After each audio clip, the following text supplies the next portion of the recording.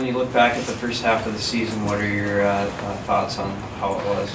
You know what? I think we're pretty, I would say, content with what we're doing. You know, we know we have to be better in a lot of different areas to get to where we want to go, but to be 10-5-5 with the young group and you know, growing on the road and at home, you know, we'll take it.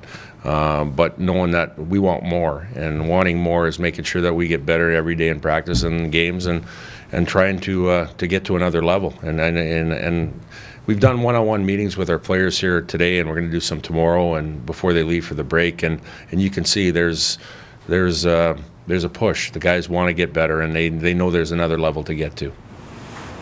What do you hope to get accomplished during this break? Obviously, giving the guys a mental break and a physical break from hockey, but when they get back to the facility and back on the ice, what is topic one that you want to get? Well, I think, you know, the very first thing that you mentioned was the mental and physical break. That's what we want to get out of it right away, to get guys recharged. And when you do that, you bring a freshness back. And just talking with some of these individuals in these meetings, that's a big thing. You can see some guys are getting fatigued a little bit in both areas, and I think the break will do us well. You know, some of the areas that we want to clean up and we're getting better at are the starts of a games. I thought over the course of the last 2 weekends against Western and St. Cloud, we've started extremely well.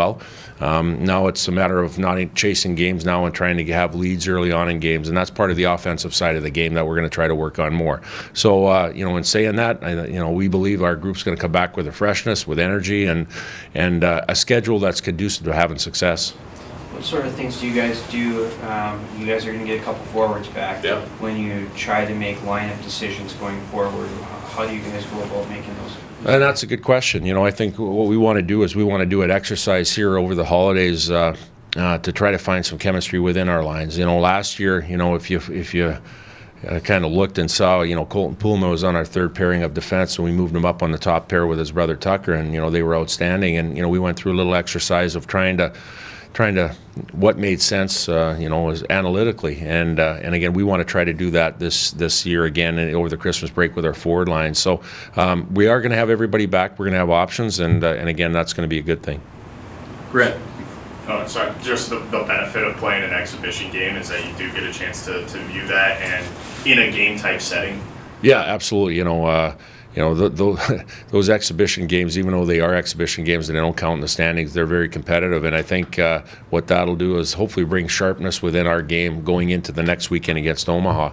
You know, the US 18 team, you know, if we always find that a tough game. You're coming off the break, you're playing against a bunch of youthful, exuberant players that have a ton of skill that just keep coming at you. And again, we found that's great for us because that's what our game is all about in the NCHC, and it's going to make us sharper for the next weekend. First semester with Matt Rinke as the goalie coach, kind of what has he brought to the team in a coaching role now? You know what, he's brought, you know, when you talk about freshness, he's brought a kind of a different outlook on the coaching position, just because he's just, you could call him retired from playing. You know, he's a former player last year, and, you know, he's brought up some comments and some insights on what a player would think or what a player is thinking to us. And I don't want to say how old we are as coaches, but, you know, we're a little bit older than the players, and he brings that kind of connection, bridges that gap between the players and coaches, and he has a lot of good things as far as insights into the game. Grant Mismash, obviously a very productive first half. What has he brought to your team specifically that maybe you've seen?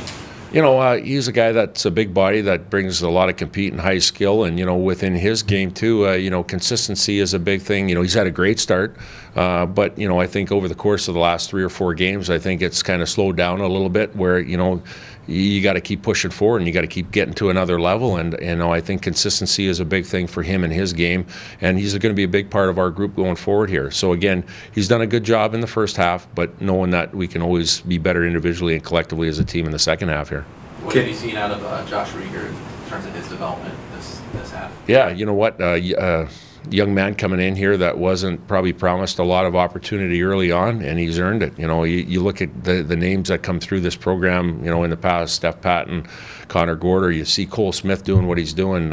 You know, Josh Rieger is a guy that's a team-first mentality that'll do whatever you ask him to do, in whatever position you ask him to do it, and he's doing it. And guys love him in the locker room, and that's how you build a strong team, is having personalities like that, Josh Rieger, Cole Smith in your locker room. Is Cole Smith exceeding your expectations? Yeah, I don't know if exceeding would be, we always try to have the, highest bar for everybody, but I think what he's trying to do is he's trying to, push his game to another level, and I think he invests in his game on and off the ice, and that's given him a chance.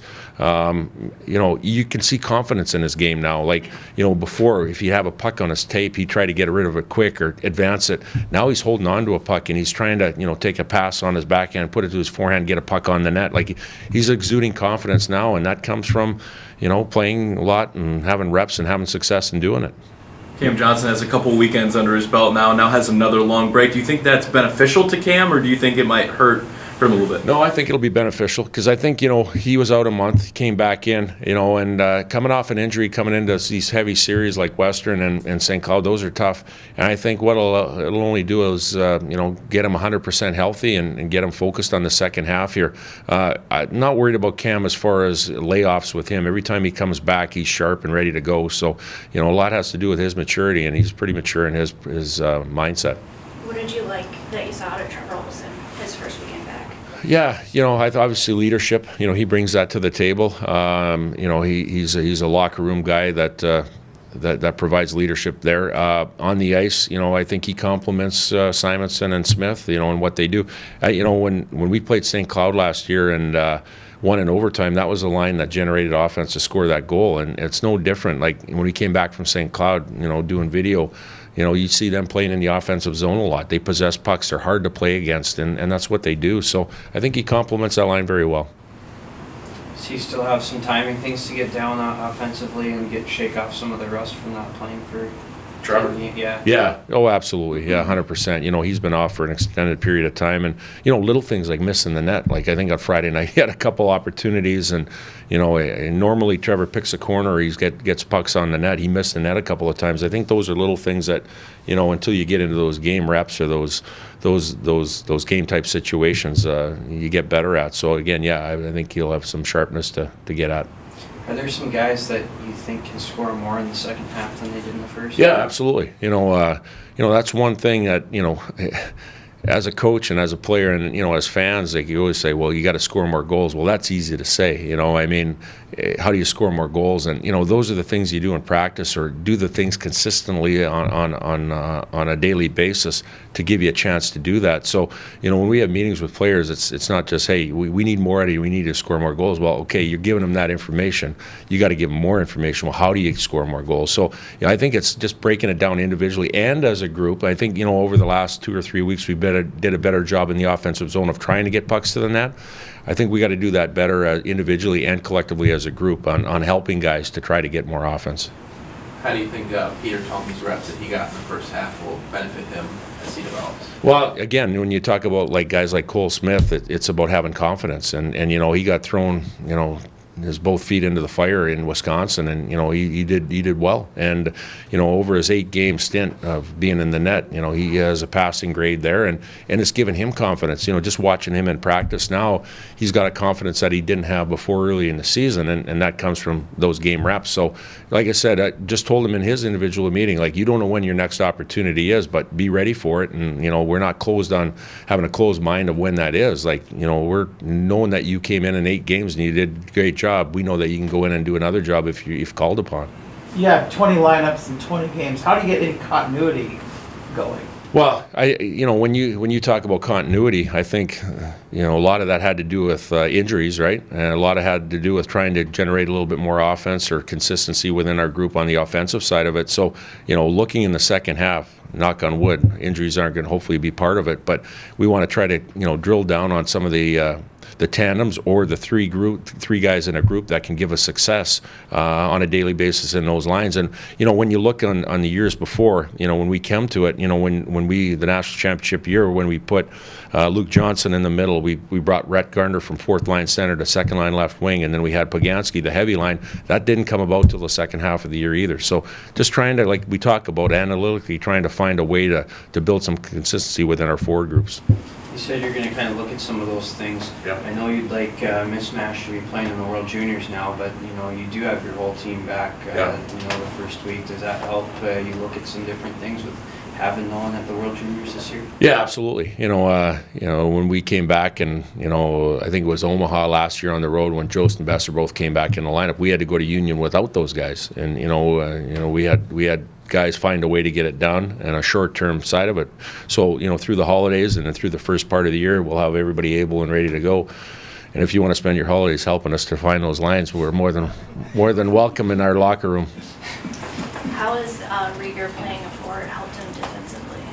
Pardon me? Rieger playing as a forward. Yeah, you know what? I think it goes to show that that's what we do here at North Dakota. And guys are open to that. Sometimes when you recruit a player here in a specific position, that's always an easy thing to ask somebody to play forward, especially when they haven't done that before. But knowing that he was open to doing it, that tells you that that's what we do here at North Dakota. That if you're given an opportunity and somebody asks you, you do it. And I thought he was excellent when he did that. Besides his quickness, what else does he bring? Who's that, Josh? Yeah. Yeah, I think just a guy that has ultra compete in him. When you look at him. He every shift and every practice and every game, he's a competitor, and he throws everything on the ice every time he hits the ice. So again, like I said, I think it's just that compete level too. So you just announced it on Twitter, but you just landed a big commit. How does that make you feel? I can't comment on the recruiting process. Very excited. Very excited. Very excited.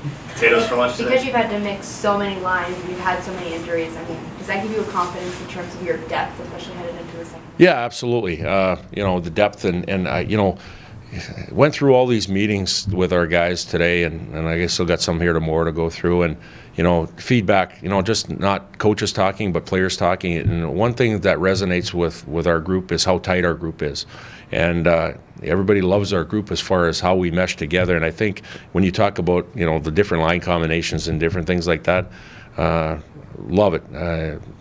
Been here for a long time, and this is one of the tightest groups that we've had. And when you have a tight group, you have a chance for success.